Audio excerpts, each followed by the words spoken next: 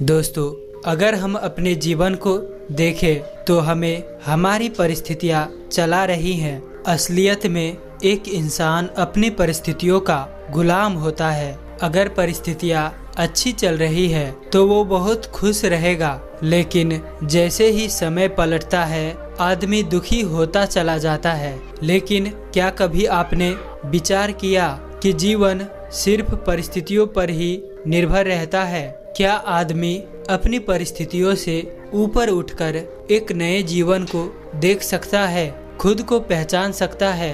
जरा इस बारे में जरूर सोचना। आखिर में आप पाओगे कि तुम भी अपनी परिस्थितियों से बाहर निकलकर एक नया स्वरूप को, एक नया जीवन को देखना तो चाहते हो, लेकिन तुम्हारी परिस्थितियाँ तुम्हें बार बार पीछे खींच लेती है। तुम परिस्थितियों के गुलाम हो चुके हो। तो कोई तो ऐसा रास्ता होगा जो हमें उन परिस्थितियों से बाहर निकालकर एक परमानंद वाला जीवन से साक्षात्कार करवा दे। ऐसा कौन सा तरीका है? वो है खुद से चिंतन करना, सोचना।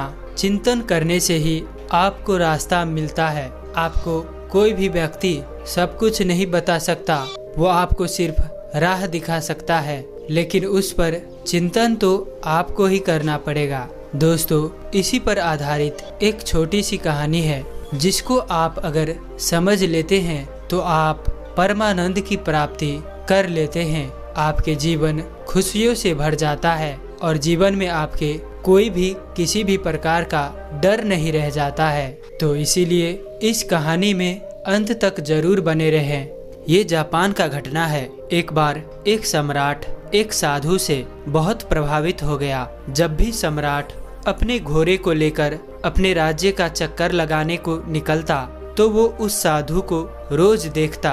वो साधु एक वृक्ष के नीचे बैठा रहता, अपनी मस्ती में मस्त। कभी बांसुरी बजाता, कभी नाचता और कभी अपने गीत में गुनगुनाता रहता, और कभी काल वो चुपचाप बैठा रहता और आकाश के तारों को देखता रहता। सम्राट जब भी उसके पास से अपने घोड़े पर सवार होकर निकलता तो वहाँ पर वो एक बार रुकता जरूर। उसे उस साधु को देखे बिना उससे रहा नहीं जाता था। वो सम्राट छुपकर उस साधु की मस्ती को देखता और फिर वो देखकर वहाँ से चला जाता। धीरे धीरे इतना रस आने लगा उस साधु में कि उसका समय कब बीत जाता उसे पता ही नहीं चलता। वो सम्राट चुपचाप उस झाड़ी के पीछे छिपकर उसके मस्ती देखा करता था। उस साधु की मस्ती ऐसी थी कि सम्राट जब उसे देखता तो वो भी मस्त होकर अपने घर लौटता। ये रोज का काम हो गया था।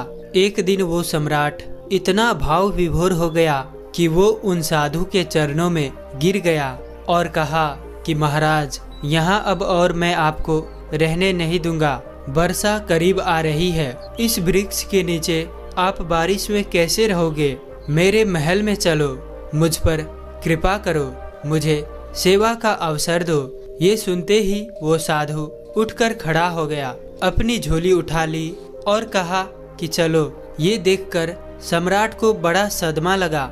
सम्राट तो कह रहा था कि महल चलो, लेकिन प्रसन्न होता कि ये सुनकर कि फकीर कहता, कैसा महल, कहाँ का महल? हम जहाँ हैं वही मस्त है। हम महल वगैरह में नहीं रह सकते। हमने तो कपड़ों का त्याग किया है। सम्राट के मन में तो ये सब सुनने की इच्छा थी।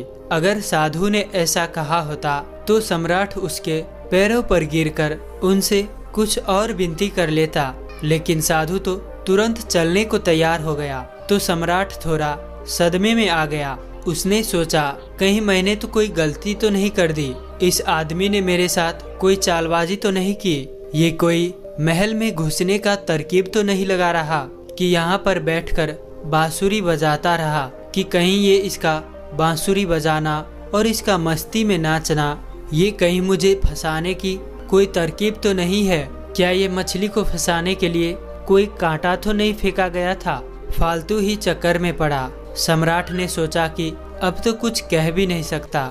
इसने एक मौका भी तो नहीं दिया। इसने ये भी तो नहीं कहा एक बार भी कि मैं बहुत मजे में हूँ। क्या बारिश, क्या सर्दी, हमारे लिए सब एक है। सम्राट ने सोचा कि क्या साधु है ये।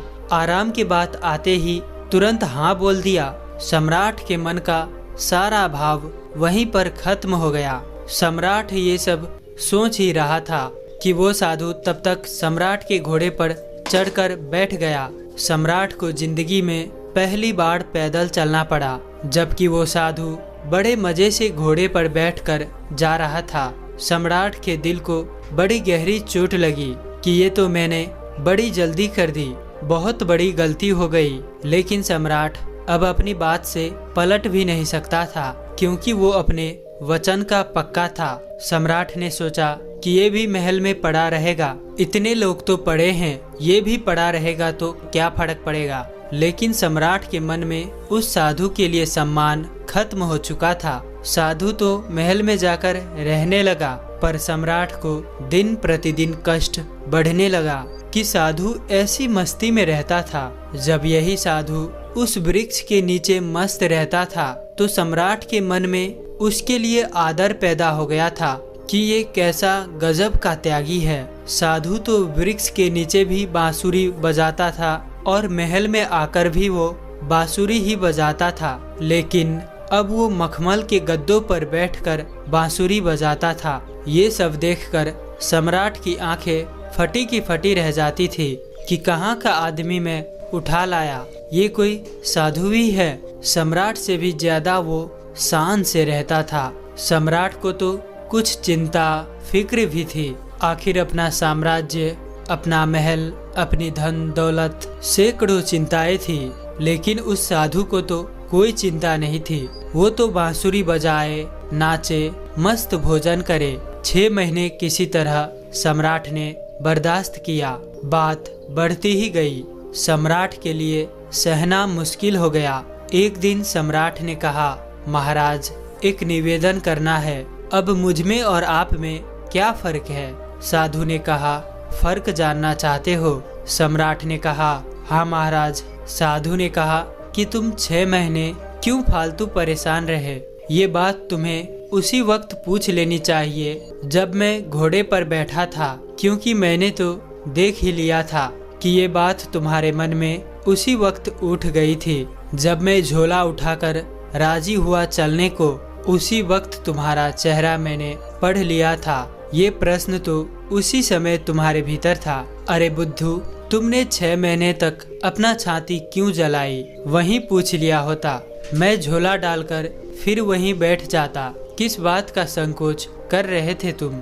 लेकिन मैं प्रतीक्षा कर रहा था कि देखूं कब तक तुम पूछते हो, तो कल सुबह फर्क बता ही देता हूँ तुम्हें। लेकिन हाँ, गांव के बाहर बताऊंगा। सुबह सम्राट जल्दी उठा, उत्सुक था जानने को कि क्या फर्क है। सम्राट ने सोचा कि क्या फर्क हो सकता है, मुझे तो कुछ भी फर्क नहीं लगता। खाना जो मैं खाता हूँ वो वही खाता है और मुझसे भी ज्यादा मांगे करता है। ये लाओ वो लाओ।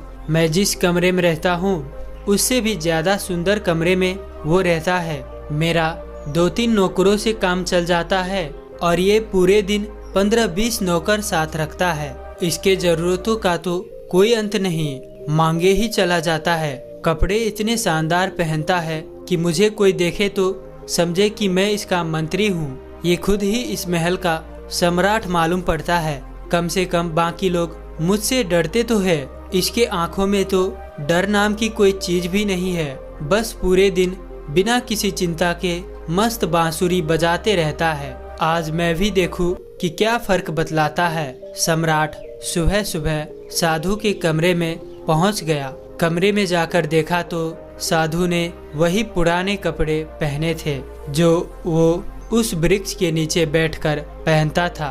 उसी झोले को अपने एक हाथ में उठा रखा था और दूसरे हाथ में बांसुरी लिए तैयार खड़ा हुआ था। सम्राट ने कहा, चलिए महाराज। दोनों महल के बाहर निकल आए। चलते चलते एक गांव की नदी पार हो गई। कुछ देर के बाद वे गांव के बाहर आ गए। सम्राट ने पूछा, अभी और कितना चलना है? साधु ने कहा कि बस कुछ देर और। चलते चलते सुबह से दोपहर हो गई। सम्राट ने कहा, बस अब और आगे नहीं, जो भी कहना है यही कह दो। साधु ने कहा, मैं तो आगे चलता हूँ, तुम्हें चलना है कि नहीं? सम्राट ने कहा कि मैं कैसे चल सकता हूँ? मेरा महल, मेरी बीवी, मेरे बच्चे, मेरी धन दौलत सब कुछ मुझसे जुड़े हुए हैं। मैं तुम्हारी तरह फकीर थोड़ी न हूँ जिसे किसी बात की कोई चिंता ही नहीं है। साधु ने कहा, बस यही फर्क है तुम में और मुझ में। मैं कहीं भी जा सकता हूँ, तुम नहीं जा सकते।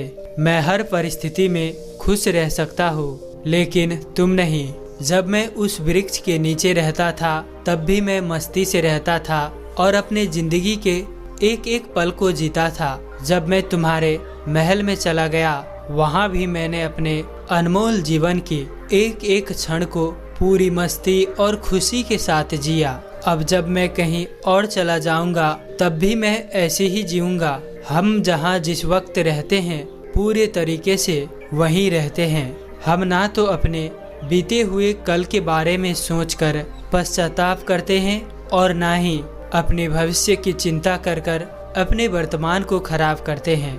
हम तो बस आज में जीते हैं, क्योंकि हम समझ चुके हैं कि जीवन तो केवल आज में है, अभी इसी पल को जीने में है।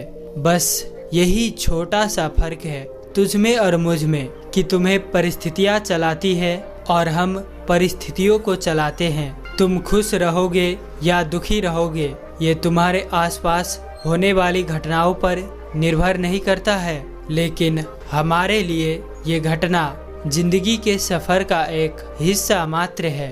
अचानक सम्राट को महसूस हुआ कि अरे ये मैंने क्या कर दिया, इतने अद्भुत आदमी को गवा दिया। 6 महीने इसके साथ सत्संग भी ना कर पाया। सत्संग भी करता भी क्या खाक। मेरे मन में तो यही चल रहा था कि ये तो एकदम साधारण आदमी निकला, खोटा सिक्का निकला जिसके ऊपर सोने की पॉलिश खुदी हुई थी, लेकिन अंदर से मिट्टी निकला।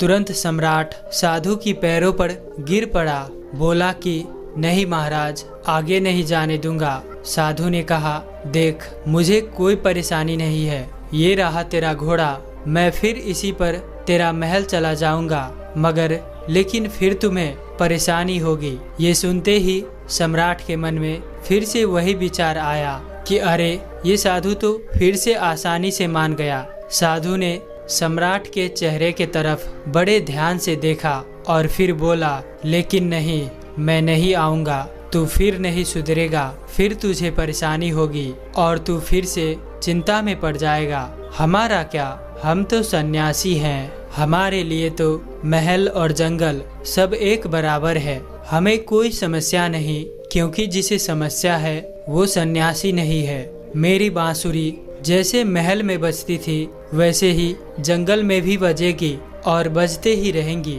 ये कहकर वो साधु वहाँ से चल देता है और सम्राट वहीं खड़ा खड़ा उस साधु को जाता हुआ देखता रहता है। तो दोस्तों, उम्मीद है कि आपको इस कहानी से ज़रूर कुछ न कुछ सीखने को मिला होगा। तो इसीलिए इस वीडियो को लाइक और अपने दोस्तों के साथ शेयर करना बिल्कुल मत भूलिएगा और साथ ही हमें सपोर्ट करने के लिए इस चैनल को सब्सक्राइब ज़रूर करें। कहानी में अंत तक बने रहने के लिए मैं किशन शर्मा हृदय की गहराई से प्रेम पूर्वक धन्यवाद करता हूँ।